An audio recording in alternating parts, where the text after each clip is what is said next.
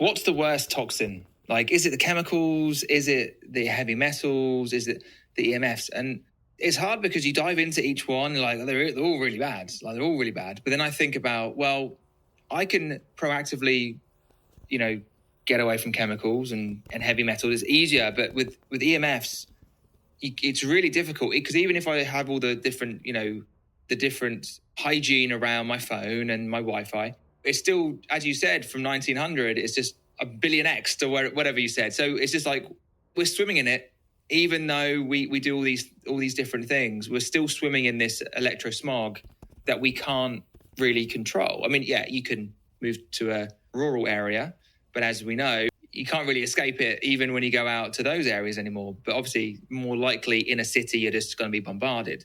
So it's like, I don't know. I kind of think it's EMFs because we just can't avoid them. I mean, even if like you are, not having a phone or whatever next to you when you sleep, you've still got the plug sockets, and it's not just the phones, right? It's everything that is electrical. Well, and if you think about too, your phone can connect to a cell tower 2 or 3 miles away, but the phone is broadcasting out 360 degrees. So it's a field, that one phone is producing a field that goes, say, 2 miles out. Well, every single phone you're around is doing the same thing. So how many layers of frequency from phones do you have in that 2 mile area? Plus you have the cell towers transmitting back in.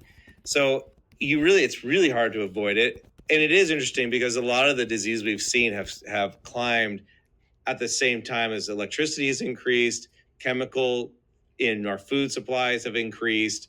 It's hard to know, but when you think about fundamentally how the body operates and functions, we're electrical beings, we're light beings, and there is an aspect that we're changing that environment. If we're affecting how the body communicates that way, it can't be ignored is the other thing. Like, okay, for food, I could maybe start growing my own food. I could try, I could go really deep into get my own greenhouse and try to grow 100% of my own food, but I can't do something similar with the electrification of the world and our environment. I can't get away from it, especially with all the satellite communication now. And people will say, well, those satellites are so far away.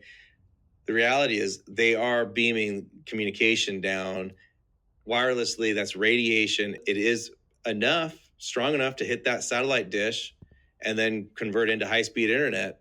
That's enough to affect our plants. It's not so much how strong it is, it's the fact that it's the presence that causes the living system, the plants and the animals, the insects, the people, we have to respond to it. And that response is where we start to run into problems if we're not protected.